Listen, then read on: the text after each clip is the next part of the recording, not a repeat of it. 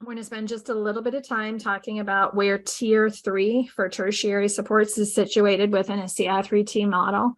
And then we're going to spend time talking about acting out behavior and how to manage that, building off the stuff that we're doing at Tier 1. And then we're going to spend the second hour talking about supporting kids with internalizing behavior issues. And then we'll close out with a little bit of time for checking out other resources on the website. And again, you are welcome to use anything from today. And all these recordings will be found under these yellow accordions. And if you go just a little bit further, you can find the stuff from last year. And one of the things that I deeply, deeply appreciate about people's commitment within Ci3T is the priority placed on not just behavior in terms of acting out issues, but really actively looking for kids at both signs of concern for internalizing and externalizing behavior patterns. And you've heard us say a million times that for many of us on this call, we have a real concern about looking for kids with internalizing issues because we know for sure that if we do not institute systematic screening, we will miss these kids. They do not do things that show up in other ways. They typically don't earn a lot of office discipline referrals. Unless they have comorbidities with acting out, these kids are going to go left unchecked. So I appreciate your commitment, especially right now as we kind of navigate through the pandemic era. People on this call have prioritized systematic screening in fall, in winter, and spring to look for kids at the first sign of concern. And we're all committed to making sure that people have the information that they need in school systems to make decisions about where changes are needed at Tier 1, how to empower teachers with low intensity supports, and ultimately how to connect kids through Tier 2 and Tier 3 supports. And as I was thinking back today, Wendy, I got a text from somebody that just moved into my old office at Vanderbilt.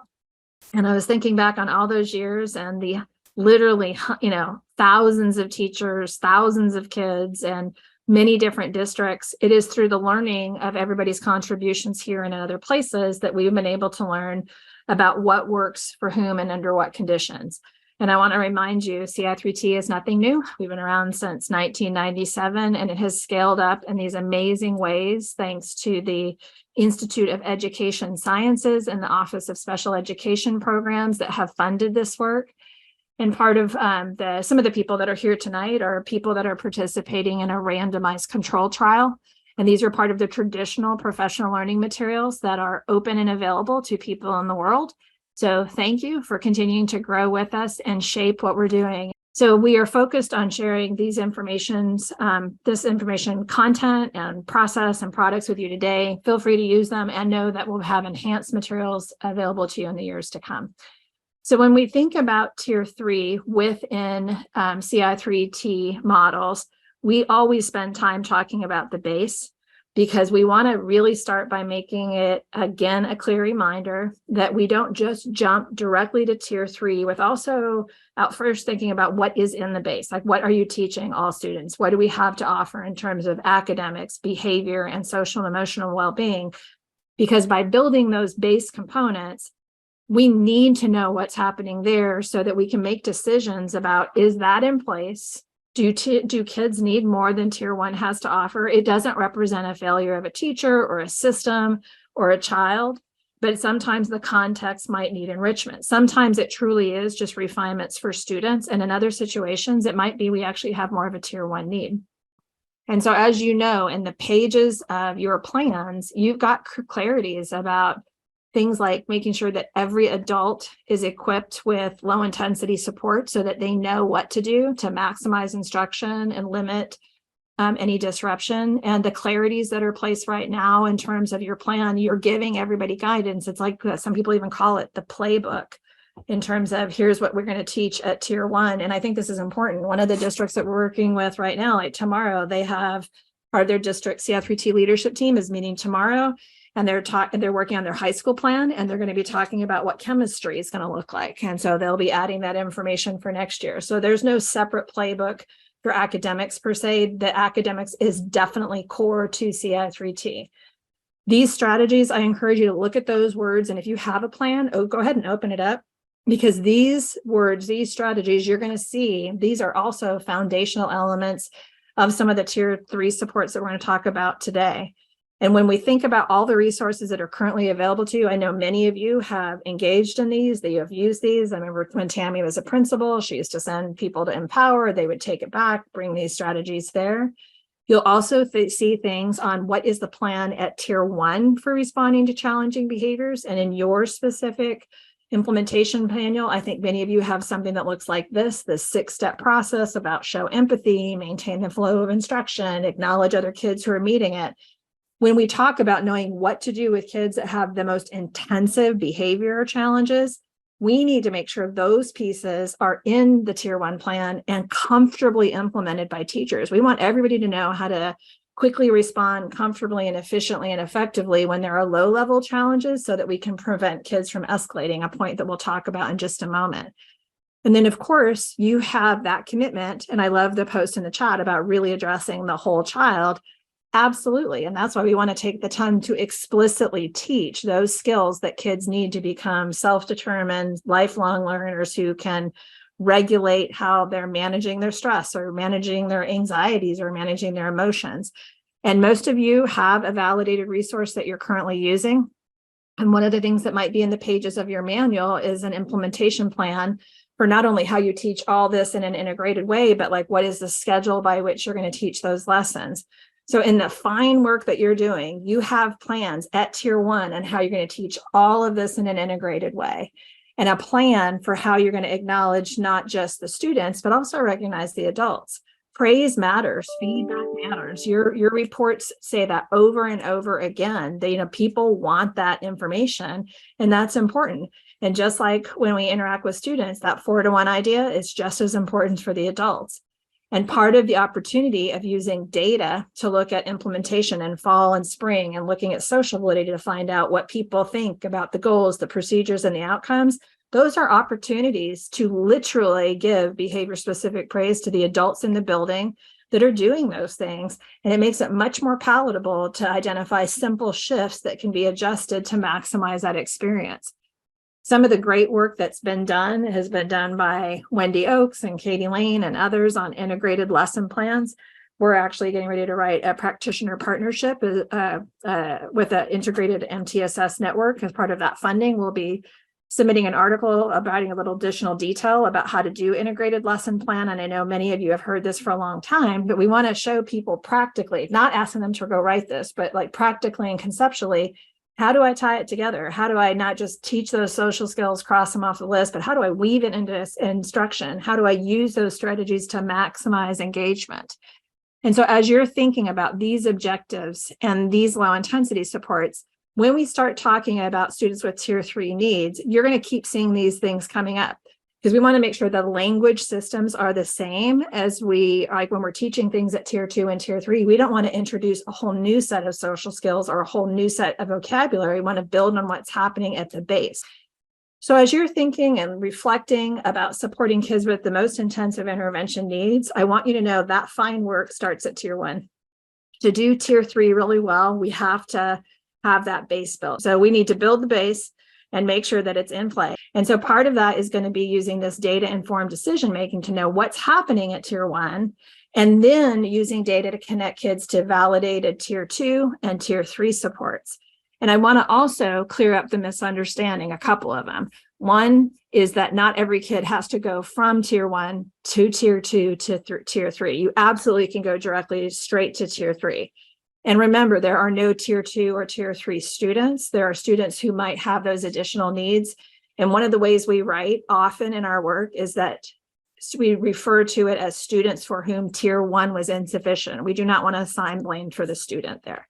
So keeping those language systems in mind and thinking about how to accurately detect kids who need more, this is the gift of what you've committed to in terms of systematic screening, not just for academics, but also for externalizing and internalizing behavior patterns. And if these were my data from my school this year, I'd be looking at actually fall 2022 data, and I would be looking to see what percentage of kids at this time might have tier 2 or tier 3 needs. And I'm going to do the exact same thing when I'm looking at kids with internalizing behavior patterns. So all the data that you're using, and Rebecca shared who's our project director and somebody who's getting ready to start her doctoral training. Very exciting at Arizona State University under Wendy's direction, and we're thrilled for her. When we look at all the work she's done, she actually has led the work of a whole suite of practice briefs that you can find on pbis.org about how to use screening data, how to get them in place, how to install them, how to troubleshoot with them, how to communicate with families, and importantly, how to use those data to connect kids to additional supports. But in the pages of our website and PBIS or pbis.org, you're going to see that screening data can be used in multiple ways, and it's foundational to tonight's conversation. They can be used first to see, is it a tier 1 issue like you see in fall 2014 in the school? You would have exhausted your system if you tried to put 31% of kids into a tier 3 support. This is very much a tier 1 need, very different than how things are looking 7 years later. So as we work tonight at the top of the triangle, we are thinking about conceptually building a tier 3 library. And if you have your implementation manual open right now, will you scroll down there and look for the intervention grids? And some of the places that you might think of when you think about your intervention grids, because that's going to give you the information about what your school currently offers, a description of it, the inclusion criteria about how to get that in place. And then you're going to also collect, no matter what you're doing, whether it's at tier 1, tier 2, tier 3, we want to know, is it happening? Treatment integrity. We want to assess sociability before we get started. And again, as we're moving through the process, and we need to know if it's working. So those are like the trifecta of data that we absolutely need to collect on everything. And these resources that you see on this page, and Rebecca, thanks for putting those links in the chat. These resources here, so that are going to correspond to exactly what we're sharing with you tonight. So you have today's presentation, if you want it intact with this recording, is going to be on the Building Your Professional Learning page there. You can have that, or you can also, as we go along tonight, open up these accordions so that if you wanted to just download this and go do it with a student or do professional learning, it's going to be right there for you. Today, we're going to talk about both major challenges of childhood. We're going to talk about managing externalizing behavior patterns, and we're also going to talk about managing internalizing issues. And you're going to see that these are woven together. Academics is not dealt with in a separate way within this model. We're going to put these pieces together with you. So the first thing we're going to talk about is that of acting out cycles. And for some of you, you probably have as a plan in your tier 3 grid, you might actually have individualized de-escalation plan. That would be a tier 3 support because you're coming up with strategies at each stage. And the one thing I want you to remember, and I'm going to say it right now so you remember it later, in this, timing is everything. So when we talk about acting out issues, when you're looking at your intervention grid, it might look something like that, where it details a little bit, a short description of what it means. We're going to identify these different stages. We're going to come up with strategies each stage. This is reserved for students with the most compelling intervention needs. And as you'll see, there's a plan for how to conclude it, how to fade it, or potentially shift to another tier 3 support like a functional assessment-based intervention. But some of the foundational pieces that we want to make clear is that although it can feel like it at the time, behavior is not coming out of nowhere. There is something that is setting the stage for that challenging. I'm watching Betsy nod her head. So she's like thrown down on that piece. It might be removed in time and place, like a setting event, like the kid being hungry, tired, frustrated, having had a conflict, something that happened beforehand, just simply exhausted that set the stage. But there's an antecedent that is setting the stage for this behavior that's about to happen. And the good news is, and I do mean this in all sincerity, all behaviors learned. So the good news is if kids have learned behaviors that are counterproductive for a positive, productive learning environment for everybody, we can fix that. We can shape that. And through this process, like that's why so much of your tier 1 plan is doing things like pre-correction, prompting the behaviors you want to see more of. You can never teach your expectations too many times because those are serving as constant reminders. And I'm watching Elise nod her head, like what you want to see is the thing, that's the step that you teach, you practice, you model, you acknowledge. And you typically acknowledge this with this beautiful balance between behavior-specific praise for exactly what you want to see more of, but it's got to be sincere, it's got to be authentic, it's got to be immediate. And we want these truly joyful classrooms where, like, from preschool to high school, those kids need to know that you truly want them to be there. So your tone is important. And the good news is that a teacher's first reaction when the wheels fall off the bus is the best predictor of whether or not it's going to ramp up or if it's going to scale back down. And that's good news, because we need to know these are complex times, and teachers have an incredibly tall order. And I'm sure you're reading in the newspapers about, in some states, there's major challenges right now with behavior and teachers wanting to even stay in the profession. We can't afford to lose great teachers. And I think one of the good things that we've learned as part of our work together in Kansas is that we've learned that after 2 years of implementing Ci3T, we know that teachers reported pre-pandemic lower burnout rates than the national average and a higher sense of efficacy in their teaching, not in every domain, but in some. And that's important. And we're going to find out what that looks like now in the pandemic era as well. So tonight we're going to talk through these 7 stages. And I want to give a plug to this book, Jeff Colvin, and written by Jeff Colvin and Terry Scott. So when you look at this acting out cycle, you're going to think about this as time, and you're going to think about this as intensity. And I want to show you there's resources on our website, on the IRIS modules in this book. So there's lots of places you can access this information. But what we want to accomplish tonight is this really important reminder that whether or not a challenging behavior is successfully managed and wiped out, or in other words, diffused or escalated, it's a lot of it is on the teacher's first response. And I view that to be a total blessing. And it doesn't mean we're always going to respond in the right way. But the good news is we have an opportunity to recognize what's happening and intervene strategically depending on the cycle. And as we're talking through this tonight, and I agree, Reese, they absolutely can unlearn behavior, believe that thoroughly. And as we're talking tonight, I want you to listen to the timing, because you're going to hear us talk about instructional choices down here, but that is not something that I would offer to a child that's in a peak stage. That would only be more upsetting to the child. And in all fairness to teachers, you need to listen to what they're saying. Thank you for posting that, Wendy. We need to listen to what they're saying, because if they're saying things like, I tried pre-correction, or I tried choices and it didn't work, my first question is going to be, let's talk about when it was tried, because it could be that the timing was off. So when we think about that, keep in mind also that behavior occurs in a chain. And I think this is another good thing, that when we think about escalating behaviors, each link can increase in terms of time and intensity and impact on the environment. But the good news is you can clip any one of those links and it just destroys the necklace, so to speak. So it actually interrupts and cancels out the acting out cycle.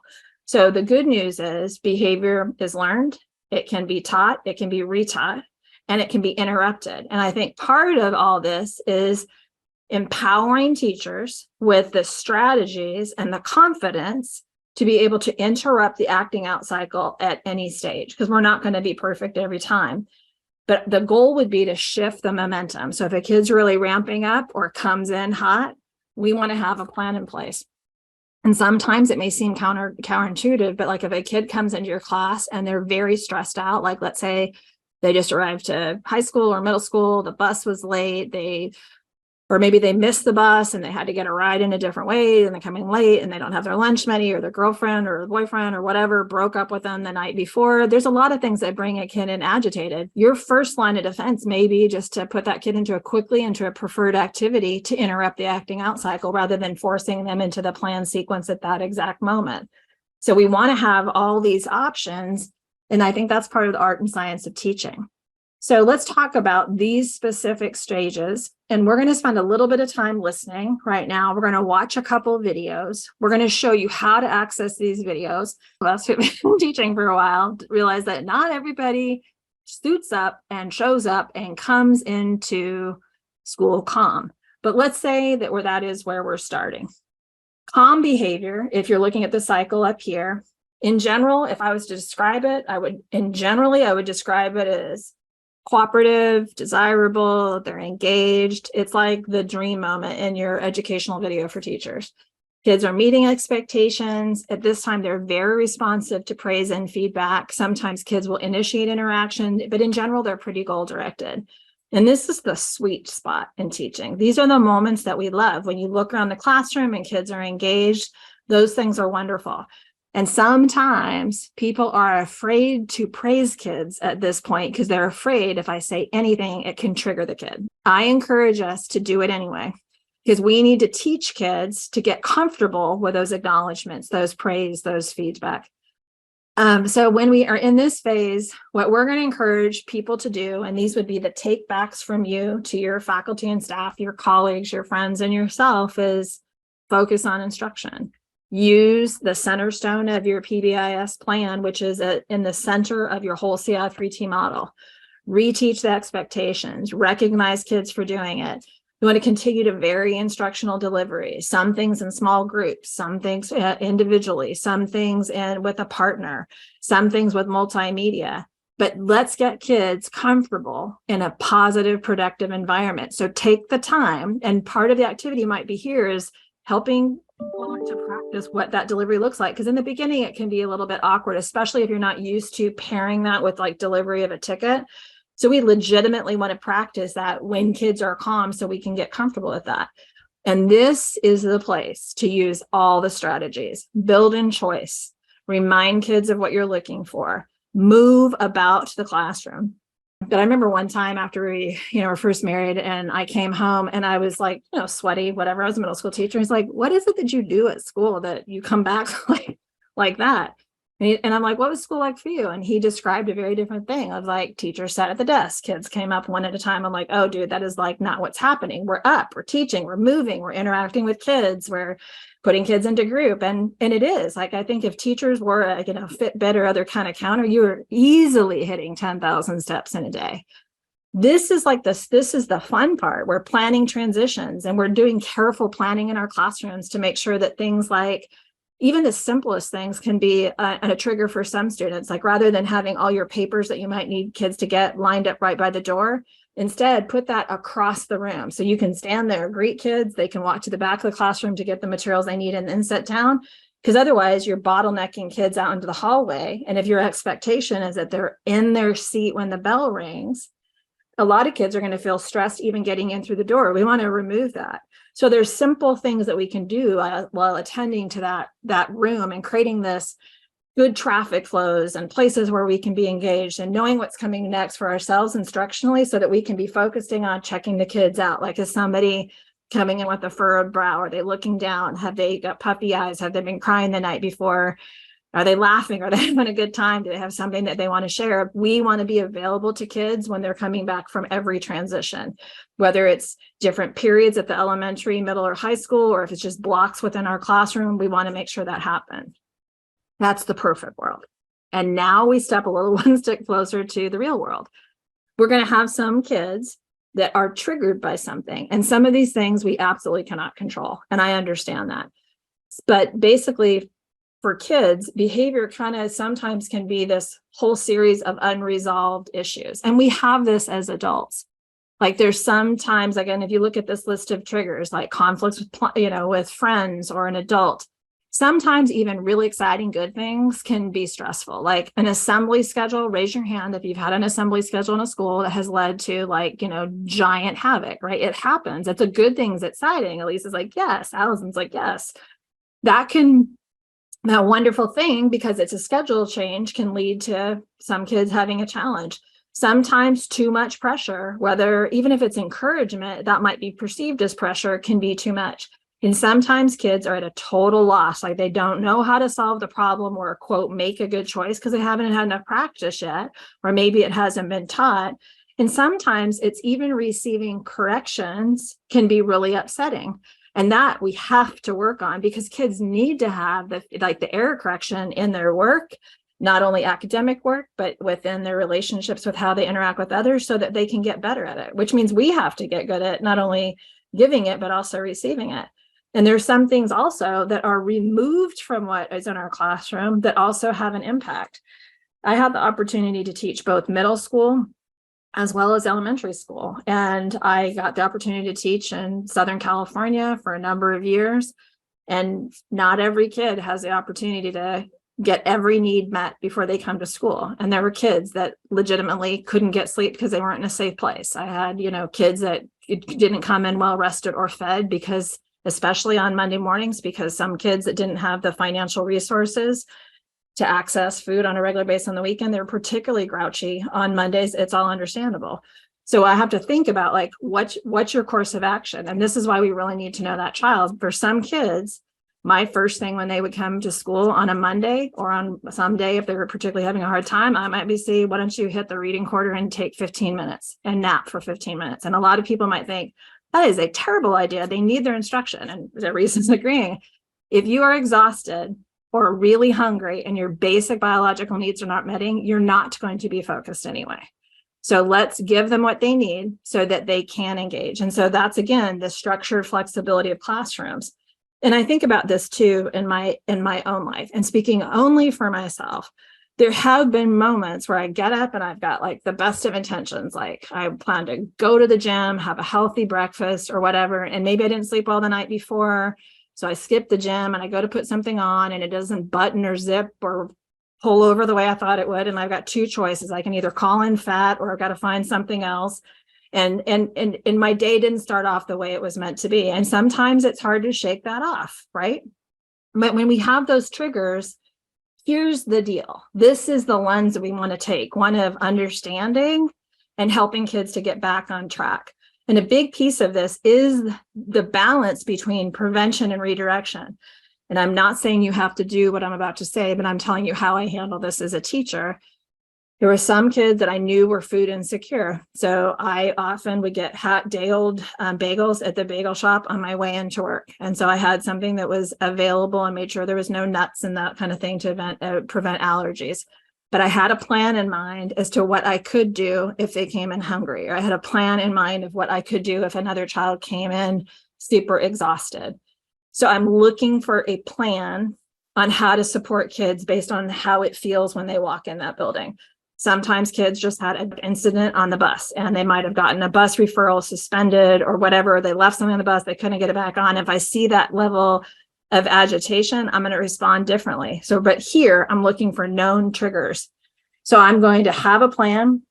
I'm going to pre-correct everything that I can do to help that child. So it might be, I know like tonight's math, the homework is going to be kind of challenging. What's your plan if you get stuck when it's time for homework? Like, who are the two people you might be able to ask? And if they don't have anybody at home they can ask, I might say, is there somebody from school you could reach out to? Or could you come in early? But I want to give them some possibilities. And it's not saying they have to do those, but we want to show them there are possibilities to get back on track. And then you're not teaching in a vacuum. So part of the benefit of thinking through these plans is there are other people in these kids' life besides the primary classroom teacher. So let's connect with the other people in this child's life. It could be other teachers throughout the day. It could be a paraprofessional. It could be cafeteria workers. Sometimes like certain lunches could be donated. There could be options for free and reduced price lunches. But the idea would be to work in non-judgmental ways with families, with school community partners to both prevent and to respond when those challenges happen. And at each of these two levels, we want to continually be folding in those low intensity supports. This is the time and place that we're going to use them. And even when you have all this in place, it is not going to be enough. And so we have to have a plan and be on the lookout for kids that are struggling with agitation. And for me, this left-hand side that you're looking at, the increases of behavior, those as a teacher are absolutely those that are most quick to capture my attention. When I start seeing a kid doing the whole tapping on a desk, eyes darting around, non-conversational, like one-word answers, like talk to the hand kind of thing, or getting in and out of groups, or the kid that breaks their pencil and then watches the pencil sharpener and they flip another kid's hair along the way, like all those things, like that's easy to find. And those kids can be, when those behaviors start to happen, that can create some stress. But to be honest with you, this is the stuff that I'm more worried about, the decreases in behavior, because the kids that are just zoning out, if you would, and off in space, and they're looking forward, but they're really not engaging and they're withdrawing. That's easier to miss in a classroom. And so that's part of what I really feel like we need to be on the lookout for kids that are showing those symptoms of agitation. Because right now, this is where I want to engage my tier 1 practices. So if you go back to what we looked at just a little while ago, where like in many of your reactive plans, it says like, do these 6 things, show empathy, keep instruction moving forward. That's what we want to do right there. And we want every teacher to literally practice doing this in role play with each other and eventually with kids. But rather than focus on compliance, and it's scary when we know that some kids can escalate, but rather than just like focusing on trying to get a kid back on track, start by recognizing them as a person. I can see that you're upset right now. I can see this is really tough right now. It looks like this is really upsetting. Like validate, like show them that you're paying attention, that you're recognizing what's happening. And yes, keep instruction moving forward with your kids. And this is the time to offer kids choices. So we want to help them to get a reasonable option of how to move forward at this moment. So would you like to go ahead and, take a quick drink inside the classroom at the fountain and come back? Don't send them out through the room during this time. It might be to say, I got 2 options of how I think we can move forward right now. I'm going to be back in just a quick second to see which one of these makes the most sense. But we need a quick win with this kid. We need to give them a choice, help them get started. So let's watch, if we can, a video. And if you would, please give me a thumbs up if you can hear this when this starts to play. And like good teaching, I want you to know we're going to watch one thing. This is like what not to wear for clothing. We're going to watch one non-example of what not to do. And then we're going to watch one thing that goes pretty well. And then what we're going to do is, I also want to say there is a handout, and Rebecca will show us where it is at the very end of the evening. But don't worry, you can have access to these videos. We've got links for you so you can get them if you want to use these. So let's go ahead and watch what not to do. Remember, you can use your notes on this math sheet. You'll have 30 minutes, and then I'll collect your work. Any questions?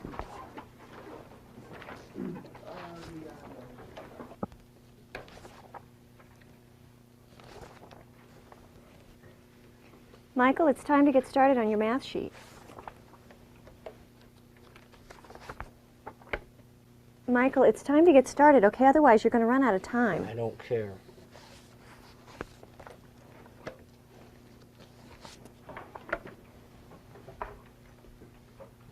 Michael, your choice is to do your math sheet now, or you're going to have to do a makeup. Whatever, I'm not doing it. What did you see in this video that was probably not the best?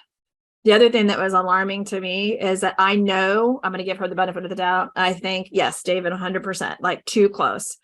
And sometimes when you put your hand on a child at that stage, that gentle touch that is intended will be received as a grab. And did you see when he went back like this to get her further away?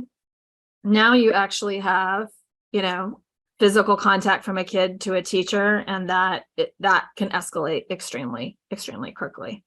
So we agree that maybe the teacher is well intended, but all those things together, no wait time, constant redirection, physical touching, and not any kind of empathy, those are all things that are red flags.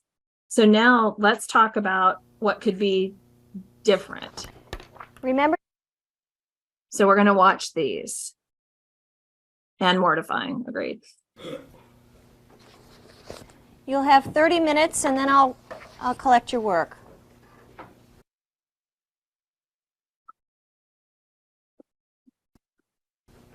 Any questions?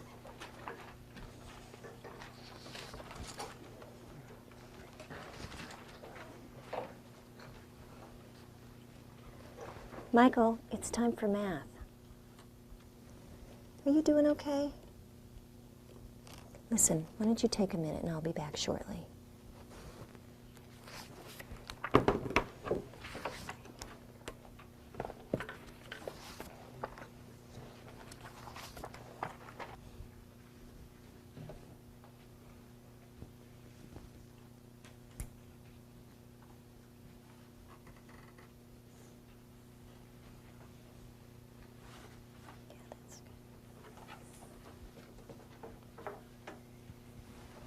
Let's get started.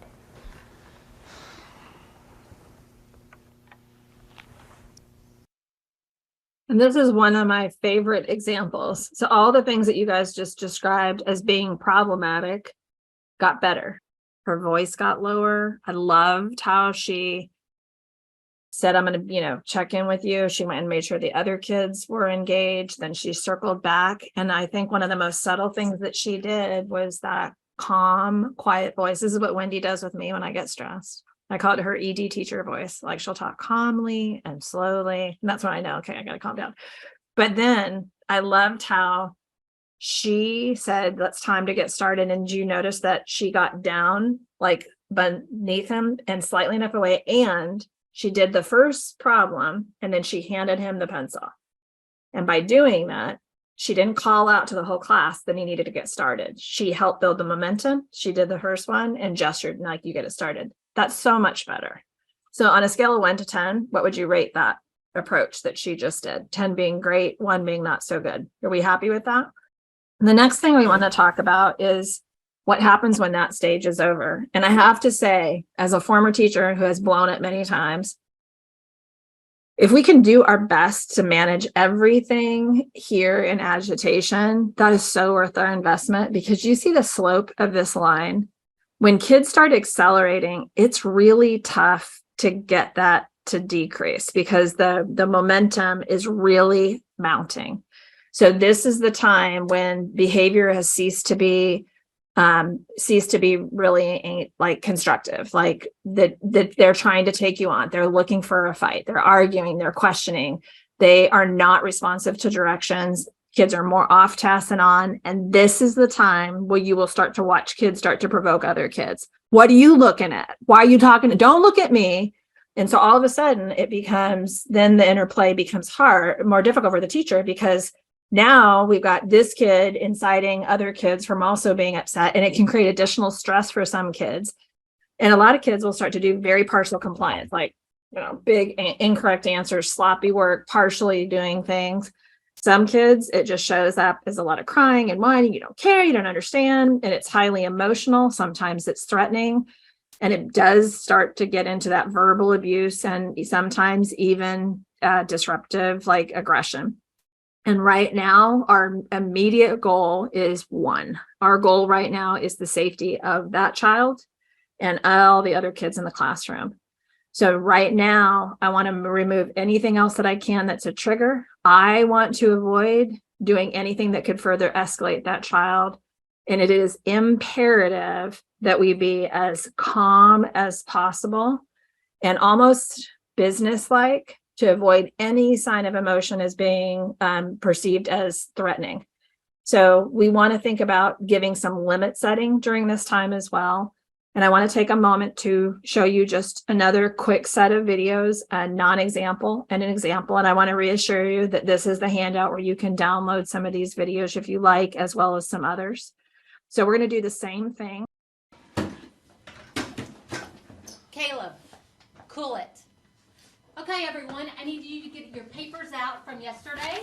Those need to be on your desk. Caleb, if you do not have yours out, that will be a 0 for this assignment. Caleb, I am not going to play these games with you today. Pick up the paper or go to the office. Pick it up.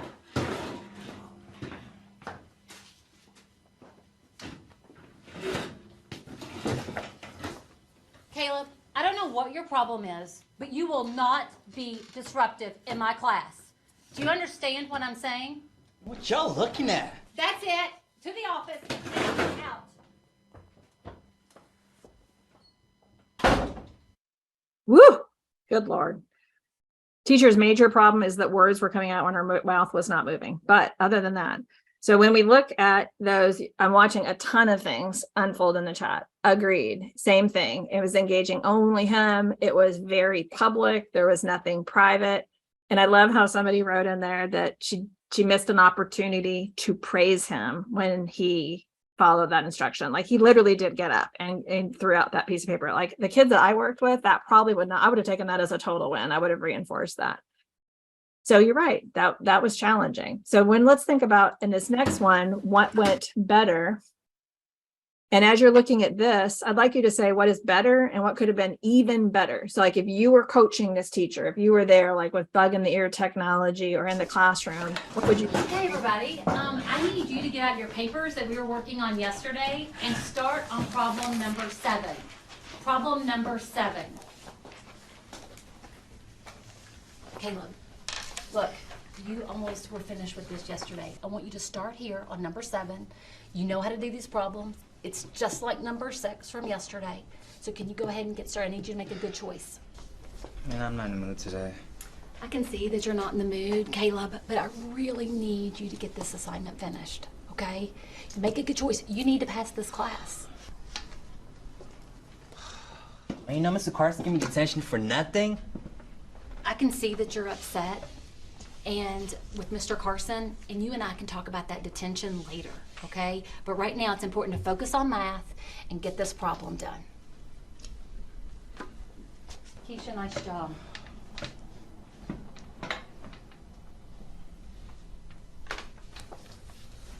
Great choice, Caleb. Nice job. Right. So what are some things that went better this time? Yep, good focus on going well. She praised him. That was good. Yep, she did show some empathy. And then you're also seeing some other points for refinement. And I think this is a really good video. But I think this video is a good one to show people that you don't have to be perfect. And there is room for refinement at each of these stages. But we need to not be afraid of not being perfect. And we just need to start to think about what it could look like to respond. Our goal is to keep these kids in this classroom. And I don't know if I would have handled it exactly that way. I would have done a lot of that, but I hope I would have given a little bit of time to say, I'm so sorry. And I want to hear more about what happened with Mr. Carson. Can we try to parking lot that for just a few minutes so that we can come back to this? Because I do think she did a better job of acknowledging, but I would have wanted to be a much more concrete plan as to when to come back. And we owe it to ourselves to do the best that we can in these situations, because here after this, we're at the top right now. And when kids have peak behavior, I think this is so hard for every single person involved. This is when property destruction is happening. This is when there's assault. This is when kids will self-injure themselves through scratching or, taking staples or pins out of a bulletin board. Huge temper tantrums for young kids, hyperventilating sometimes to the point of vomiting, and some kids will elope. This is not a productive stage, and it's frightening for the teacher. It's frightening for the kid that's happening to, and it's frightening for the kids in the classroom. And in general, behavior is completely out of control at this point. So our goal right here is to not be here. Our goal is to stay calm and invoke whatever the crisis management is in your school. And this may seem counterproductive, but if this child's behavior is maintained by escape, if their goal is to act out, to get out, you do not remove them from the classroom. You literally clear every other kid out of the classroom and leave that kid in there with proper supervision, like you call for help as part of your plan. This is a very dangerous time to accidentally reinforce this behavior, because kids will go back up to that right away. So we want to do everything we can to prevent this from happening. And a lot of times when people are looking for solutions about how to manage acting out behavior, they're looking for a list of what to do at this stage. And I am saying, and the literature is saying, we have to work in front of this. So everything that you're doing at tier 1 is to prevent this from happening. Everything that you're doing with those low intensity strategies, everything that you're doing with teaching the timing of praising effort and not ability and weaving in choices and reminding kids of what they're looking for, it's all geared towards preventing these moments when it's absolutely humiliating. And I want to say I have 100% blown it several times. I remember when I was a middle school teacher, I had a girl in my classroom who I just adored. And for those of you who don't know, my little bit of a story is like my whole career into education was a complete and total accident. Like I was in a marriage, family, and child counseling program. I had a friend who was a principal in middle school. She asked me to cover a class for 2 days. They didn't have a teacher. It turns out it's a self-contained class for kids with emotional and behavior challenges. These 2 days stretched into 2 weeks. And this one girl, at the end of it, I kept saying, they're going to find you a real teacher. I'm not a real teacher. And after 2 weeks, this girl said to me, girl, I think you're doing a really good job, and I think you should be our real teacher. I'm like, I looked at her, she's 14 years old. And I'm like, okay. So I quit my master's program. I enrolled in teacher education. I was living in such a lean reinforcement condition. One praise statement from one child changed my entire life. I am sitting here today because of her. This same kid, flash forward, I'm in this class a few months later, and I'm watching that she's getting agitated. And I keep feeling like if I can just get through this instruction, then I can get everybody started and then I can get to her. And I blew it. And so as I'm explaining things in the front of the classroom, she gets up out of her seat and she just comes unglued, if you would. And she starts yelling at me. And then she just went from there. And there was a chair at the front of the classroom. So I sat down, and then she got up and was walking back and forth, mocking me, saying, like, you're just walking around, like telling us what to do. You think you're going to tell us what to do every moment. And she just kept going. And it was probably the longest 120 seconds of my life. And then I watched for the moment in her face where you ever have those moments where all of a sudden you realize, what am I doing? Yeah. And so this child, all of a sudden, she's like, I am so sorry. I'm like, I just said, I'm still seated at this point because I wanted to be lower than her. I'm like, are you all done? And she's like, yes. And she immediately wanted to rush over to apologize. And the whole class is like dead silent. And it was a challenging class, but everybody was frightened. And I said, I can't talk right now. I said, I want you to know that what you told me really hurt my feelings, but I'm really glad you're honest with me and we'll talk about it later. And I said, but at this moment, I need you to please go sit down. And she looked so remorseful. Everybody got back on track. And I remember looking at my paraprofessional, who was just great. She was at the back of the room and her eyes were like this big in the back. Like, so I think she was terrified of what was going to happen next. And that's when we entered into this de-escalation phase. And those kids, and she was, and I want to say, I own that 100%. I should have done something. I should have created a little talk with your partner about what you think next steps are going to be, but I shouldn't have let her get to that place where she lost control like that. It was embarrassing for her. It was embarrassing for me, and it made everybody uncomfortable. But what she went through is just what you're looking at right now. She went back to her seat. She seemed disoriented. Then she started under her breath saying, well, it's your own fault. You know, you're the one who's. And then she was like low key, and I let that stuff go. And the good news is this right here. And if you remember nothing else from tonight, other than your first response is the most important one, remember this, that when kids are de-escalating, they are super responsive directions. Give them something that they can do independently, that they can do mechanically, that they can do well. And the good news on that is that you don't want to blame. This is not the time to try to debrief with them. You want to get everything back on track. You want everybody to get re-engaged with work and cool down. And then when things resolve, now you're going to see that they're a little bit withdrawn, a little bit subdued. They don't really want to talk about what happens because sometimes it's hard to look at when things kind of unwound. And a lot of times people respond with defensiveness. And when that happens, we still need to have the debrief. We need to figure out what went wrong and what we can both do to do it differently next time. And I started that conversation by saying, here's where I think I went wrong. Where did you think where things went wrong from your end? And we talked through that plan. And I'm not saying everything's going to always resolve that swiftly, that easily, but I want to be transparent that we're all going to have these moments where things fall apart. But the goal would be to make sure not to blame the kid. There are no bad kids. There's some behavior that didn't work out really well, but we wanted to think about what could have been different to present that. And one of the things that you're going to visit about in your small group in just a moment is we want you to have the resources that you need to actually think about that acting out cycle. And I want to show you this. My hope would be that we all spend as much effort between the calm and the acceleration. We want to keep kids out of peak behavior as much as possible. I hope for most of us, we don't ever have to deal with that. I am happy to say I've never been hit by a student. I've never had to restrain a student. And I attribute that to the teaching, like the teaching that I received in my teacher preparation program and as an in-service teacher. People took the time to really make sure that we had what we needed to focus on those earlier stages. Absolutely, there are plans in place if it needed to happen. So when you get into your small groups in just a moment, we're going to look at this little template because we want you to see that the idea would just be to pull together these research-based practices on what to do. And that plan is going to look different for different kids.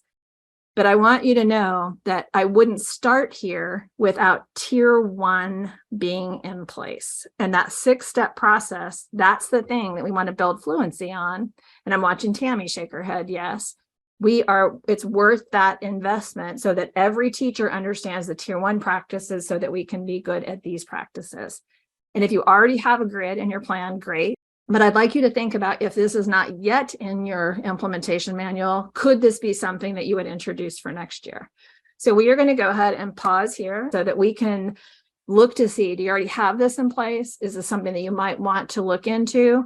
And knowing that you're going to have some wonderful facilitators, remember, check out your tier 1 practices before building this plan. In a Ci3T system, ideally, the families are a part of these conversations. So like if we're going to explore the possibility of an individualized de-escalation plan, like what we just looked at, in a Ci3T plan, this isn't a referral to the general education intervention team or the pre-referral intervention process. This would be something that a teacher can make a quick connection with, but ideally it's a conversation with a family member to say, when we did the last screening time point, it might be, I noticed that Kathleen is kind of on the low average of reading right now, and she's showing us having kind of tier 3 needs for both externalizing and internalizing behaviors. And what that means is that we might be able to help with some strategies that we can all create together to help her have a better experience at school.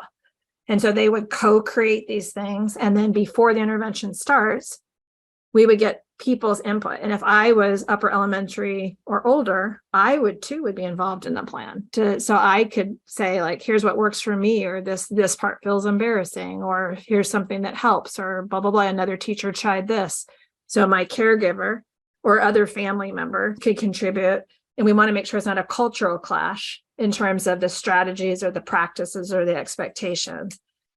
So I hope you're seeing some possibilities here. And if it's not in your plan yet, perhaps it could be something that you explore as you head for next year.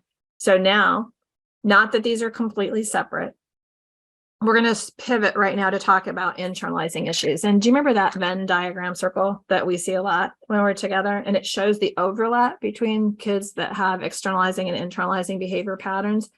As you're looking at screenings, I think it is such a gift to have information on both internalizing and externalizing, because those are the major challenges of childhood. And when kids struggle in those domains, it leads to other problems. There are volumes written about what happens to kids when they are left unchecked. So we know that kids that have either of those challenges or both, not only do they struggle in their relationships in school with peers, with authority figures, we know that they don't do as well academically. We know that they tend to not show up to school as often. We know that life doesn't get better when they leave school either. They're all more likely to be unemployed, underemployed, higher rates of motor vehicle accidents, more likely to be divorced, more likely to need access to mental health supports. And mental health supports are not a bad thing, but needing those is an indication that life is challenging for those kids. And this is a big passion of focusing for our team, is focusing on looking for kids with internalizing issues. But I want to be really clear, it's not two separate silos.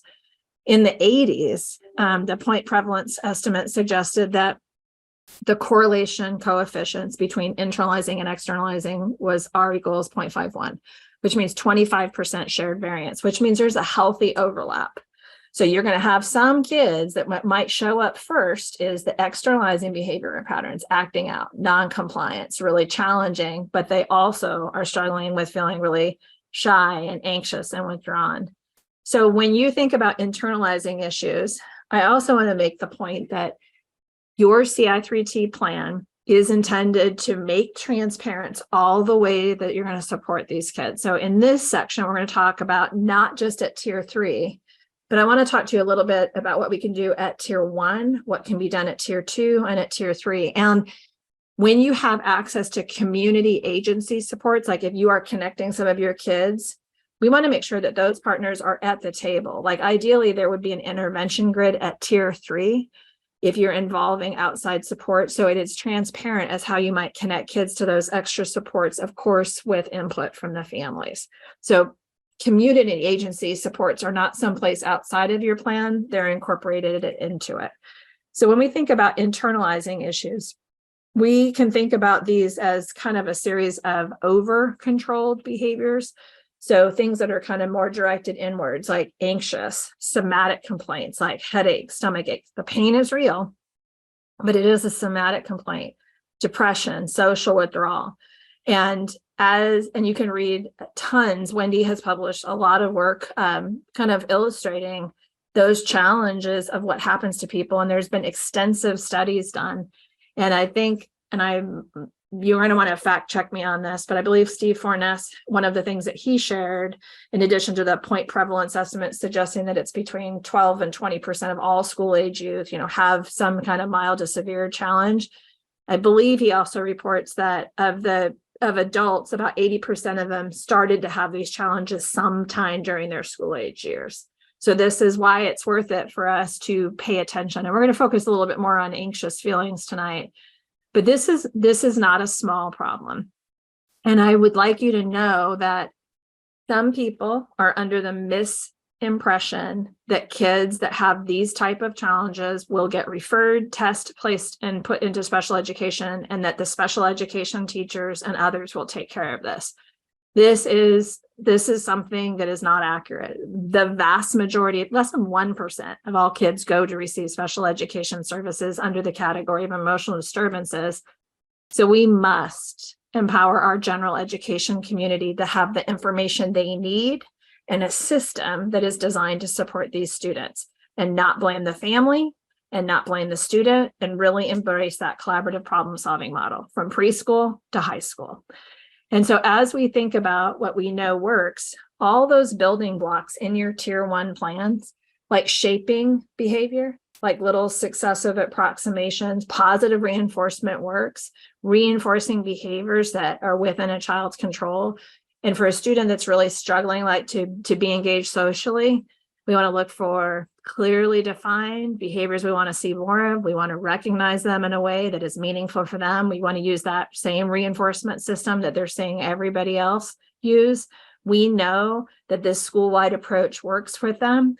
I saw that Sandy mentioned check in and check out at the very beginning of the evening. That is a really good intervention for kids with internalizing issues, as are more formal procedures like cognitive behavior therapy, which would be done by a trained professional, like a school psychologist or a counselor with that type of training. So the good news is we know what to do. We need to coordinate that within this tiered system. And these anxious feelings that we're going to focus on tonight can show up in some of these ways that are listed here, and they're going to manifest differently. But we want to make sure that when we're looking at the screening data, again, it is just a screener. And we can start with some things like, increasing behavior specific praise, doing more explicit instructions from students. And it's highly possible we're going to need to do some other things, like we're going to move into some self-monitoring type interventions or check in, check out. It might be that we want to get some other information and connect them to these resources. So as we're thinking about what does it look like in a classroom or over the course of that school day, for these kids, they can come across as feeling and coming out like looking like they're very easily overwhelmed, having this impending sense of dread, having persistent negative thoughts. And for many of these kids, the somatic complaints are real. So we were talking about, really bad stomach aches, headaches, fatigues, frequent trips to the nurse's office or the bathroom. And sometimes anxious feelings can even be a symptom of depression, because oftentimes these behaviors co-occur. So when we're thinking about what it looks like, I think in my mind's eye, every time we talk about this or acting out, for me, it's like flipping back through memories and thinking about kids in my classroom.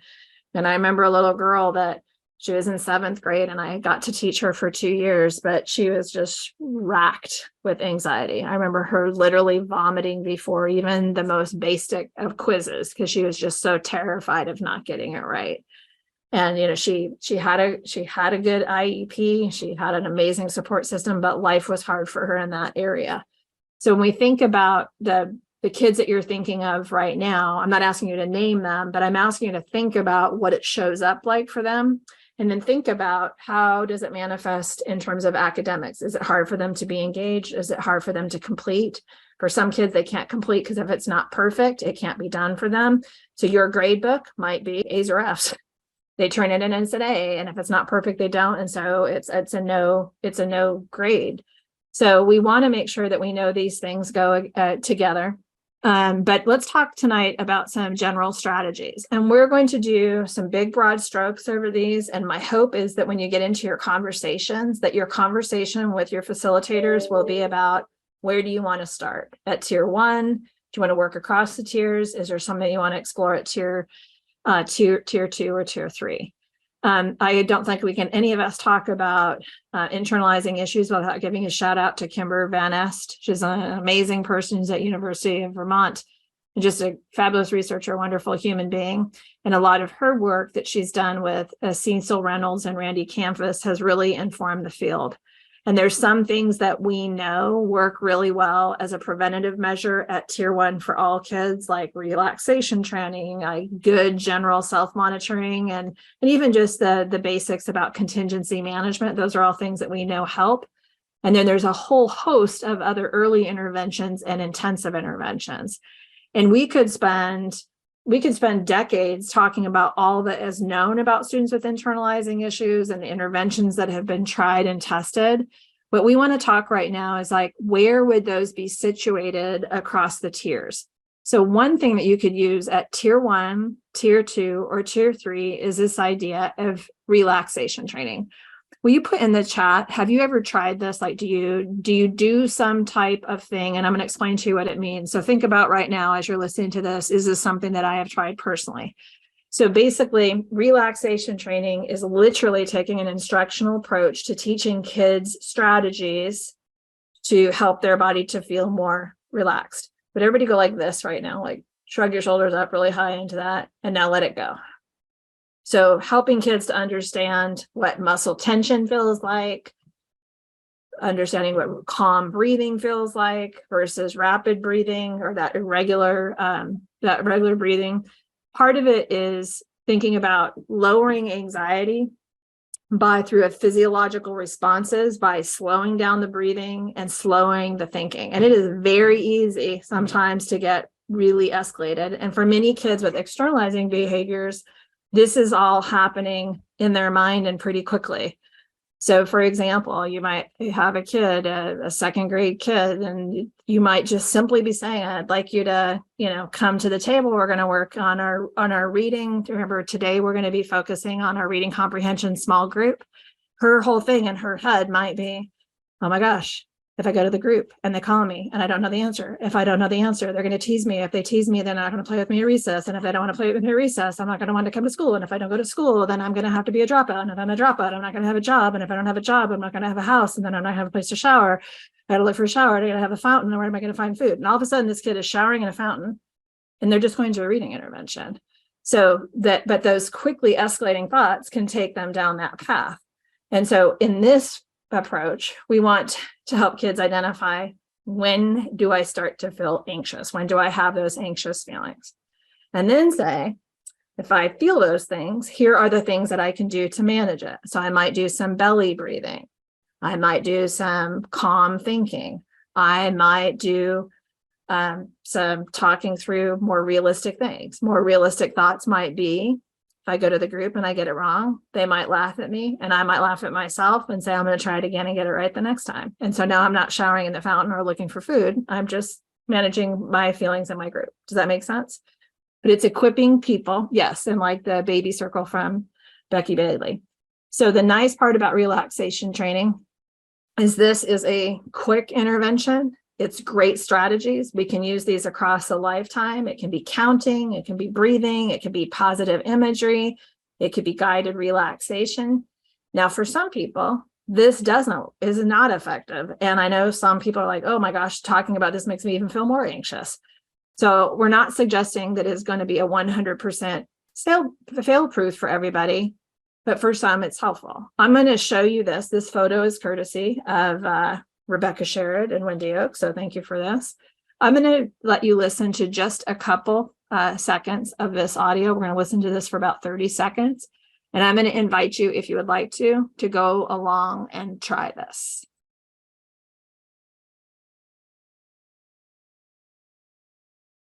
We're going to begin depth and relaxation training. Take a deep breath in. Hold it for about 10 seconds.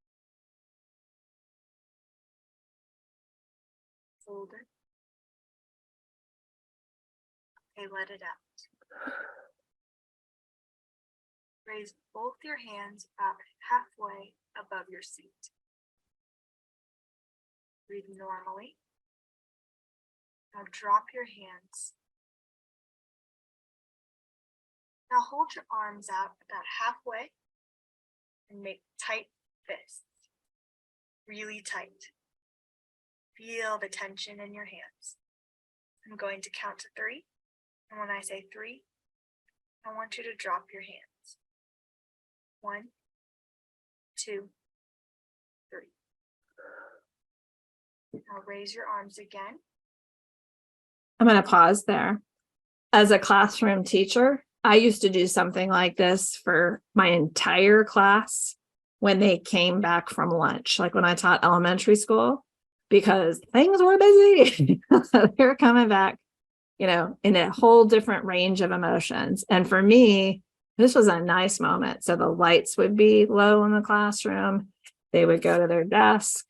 They would do something similar to this, and then we would turn the lights back on. And for me, it felt like everybody had an opportunity to decompress. I also did it when I was a middle school teacher. And I remember this one boy, and I could see him as clear as day. But the first time we did it with him, he's like, now that's a good thing. We should do it every day. I'm like, good news. We're going to do it every day. And I'm like, and you can do this at home too. And that was before the days of iPhones and all the apps and stuff. So one possibility, and just so that you know, you have access to this audio tape. That voice is Emily Cantwell, who's a member of our team and worked at KU for a number of years. That might be something you do for every single kid in your classroom. It might be something that you choose to do as part of a tier 2 package to teach relaxation strategies to kids that are screening in as having tier 2 needs in your classroom. And that can be also a component of a tier 3 intervention. So that is something that can be layered throughout each of those levels. A second strategy that might be of use of something that you want to explore is teaching kids to self-monitor what their body feels like, or their use of these strategies, or how they're feeling in different situations to help them pinpoint triggers of their own for anxious feelings. And part of the gift of self-monitoring is that something that we don't have to necessarily withdraw. Like, we can teach a child to do it. They can learn to master it. And I think most of us do some type of self-monitoring. How many of you are list makers where you're writing down things and keeping track of what you do? Okay, now, truth be told, how many of you write down things that you have already accomplished so that you can cross them off? Hannah, love you. Me too. And the reason why we do that is it feels good. You know, it feels good to have a goal and to see how we're progressing. I noticed in one of the breakout rooms, they were showing you where to find these things. I want to remind you that self-monitoring is right there. And this is something you can download. And the target behavior, the thing that you want to work on with the student, could be anything. It could be related to internalizing. It could be related to work productivity. It could be a combination of those things. It could be like a self-regulation thing for behavior. So in your own Ci3T model, you might already have self-monitoring. The nice thing about this is a research-based, tried and true approach. And there's self-management, which is this whole range of procedures. Self-monitoring is one prong. There's also things like self-talk, like positive self-talk. There's a whole range of things that you can do. These are often, best designed for students that have moderate levels of challenges. And as I mentioned also, there are things that you can do at tier 3 to support kids with internalizing issues. And I want to say cognitive behavior therapy is not something that I'm suggesting a teacher would go learn and do as a tier 3 support, but it is highly possible that you have a school psychologist, a counselor, a behavior specialist, somebody in your building, and then that might be one of the supports that could be available.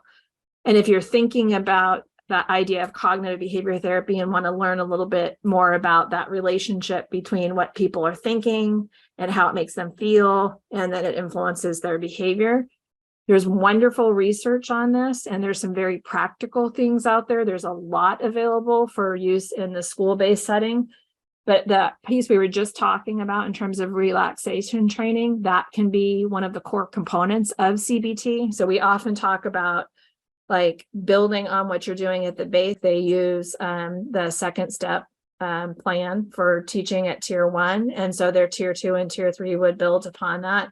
The logic is the same here. We want to build upon those things. So these are some of the approaches that we can do, like helping kids to reframe their thinking, knowing strategies that they themselves can use to take it down a notch. Also, really creating a clear plan. That activity scheduling can be helpful for kind of getting up, looking around a little bit more, and then systematic desensitization can also be supportive. And I know some of you are here tonight as applied behavior analysts.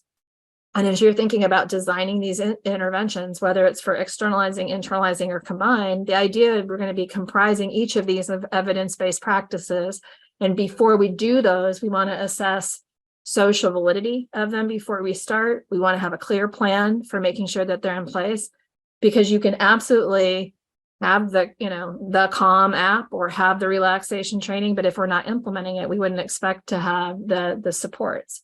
So when you think about those connections across the tiers, we can absolutely thread the needle through all those phases. And I would emphasize that when you read about these and they say things like recognize the student when they start to engage in using the strategies, or recognize the students when they start to experience success, like some people were sharing in the small group, make sure that when you're doing that, you're using the same universal reinforcer that you're using for tier 1, because that's partly how you're going to program for generalization and maintenance, by building on the same sets of vocabulary, the same sets of strategies, so you're not giving competing instructions to kids.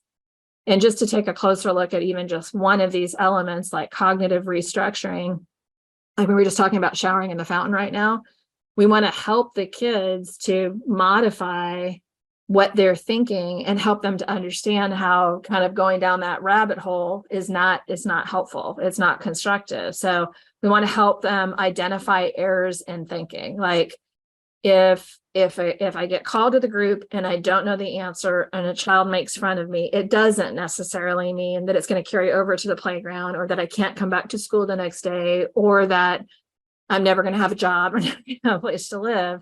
So we want to work through the reality of changing those currently huge thoughts of catastrophes into something that is more rational and more probable. And Kimber Venice, one of the pieces of the intervention, it's talking about when somebody says, and then what happens? Like, and then what would happen next? And then what would happen next? And you would get all the way down to, it's essentially like decatastrophizing it. It's like you're working through the unlikelihood of something horrible happening, instead kind of right-sizing the experience of what we think is going to happen. So how you would do that is help the students to figure out irrational thoughts and replace them with something that's more realistic. And then we want to both identify and classify all those irrational thoughts during that anxiety invoking event. And then we want to modify the things that feel irrational. Like if I have a conflict with somebody, it doesn't mean they're going to be mad at me forever, or that I'm never going to have a friend again. We can repair that. We can apologize. We can say these things. I can use these strategies to stay calm, etc. Because we want to make those realistic appraisals. So some of those things, like we were just talking about, like about decatastrophizing. So what if you didn't come to school? What if you didn't do well on that test? What is a realistic outcome of how that might come to play? So if you're thinking about cognitive restructuring as one component of CBT that you might want to have in your school, and again, I know there's people on this call that are trained and could go do this tomorrow. There are many people on this call that we're not trained to do that. So we don't want to overcommit to what outside of our areas of expertise. This isn't something I would ask a teacher to do. However, this would be something we want the teacher to be aware of, so that it's not like remove the kid to have this magical thing happen at tier 3 and then put them back in the class. We want to have communication to say, here's what we're working on. Here's some of the strategies that we've been using. And that's why we want to wrap the families and other people that are important in that child's life into these conversations, so that they too can know what the plan is. The BAS 3 has these wonderful little intervention tips for families. These are, you can get these in a packet, and they have different ones like dealing with anxiety, dealing with depression, etc. And on this one, it takes a very practical approach to teaching these strategies, like how to use positive storytelling or rewarding brave behavior. And it goes just what Reese was talking about, like you can't fail if you don't try. So we want to encourage you to be brave and go give it a try. You know, going through the worst case scenario, which is the decatastrophization, and teaching relaxations. If you have the resources, these can be excellent. And this could be married with the tier 3 practices that you have in place, so that you're communicating and involving families in those scopes. So we're going to take our last break to have this conversation, and then we're going to come back to close out. But what we're going to encourage you to do is thinking big picture about internalizing. Where are you at? And if you look at your school-wide data, if you have those data on internalizing, if it's more than 20% of your school are scoring into the moderate or high risk level, I would definitely think about incorporating something at tier 1 for all kids, drawing from your validated resource, or doing something like guided relaxation training, or those different strategy approaches. And importantly, talk in your groups about how you're going to involve families. And I think as you're kind of thinking about this whole idea of meeting kids' really intensive intervention needs, I hope the takeaway is clear that tier 3 works not just when you start at tier 3. It is an investment in your base, and you can reassure people, yourselves and people in your buildings, that by taking the time to master all those little things, it gives you the gift of building fluency and confidence in those, so that when you need to apply them in more tense conversations or intense interactions, you're not feeling less than fluent on how to redirect, or how to give behavior specific praise, or how to use or corrections, or how to show empathy. You're going to have so much practice and feeling good about that. And as Wendy was just saying, that's central to teachers' well-being. And we know that teachers feel better when they leave the day feeling exhausted from having given so much behavior specific praise rather than so much, correction. And it's a balance. So it's an art and a science, as we've been saying. The other thing we'd love for you to do, if you guys get together with other people in your community or in your school, to check out some of the other resources available. One of the things I wanted to mention is that de-escalation plan is here on the tiered library. There's also an entire page dedicated to the design, implementation, and evaluation of functional assessment-based interventions. I know Eric Common and David Royer and Elise and Wendy, of course, share a specific passion for functional assessment-based interventions. John Umbright, the gentleman that designed this process, he's just in the process of finishing a new book on that manualized process that is currently with the publisher. We'll keep you updated on when that comes available, but that entire book is showing how to situate that in a tiered system, specifically in Ci3T. So when that becomes available, I think you're going to like how it kind of builds on tonight's conversation. And that might be something that we can connect with together when we offer these sessions next year.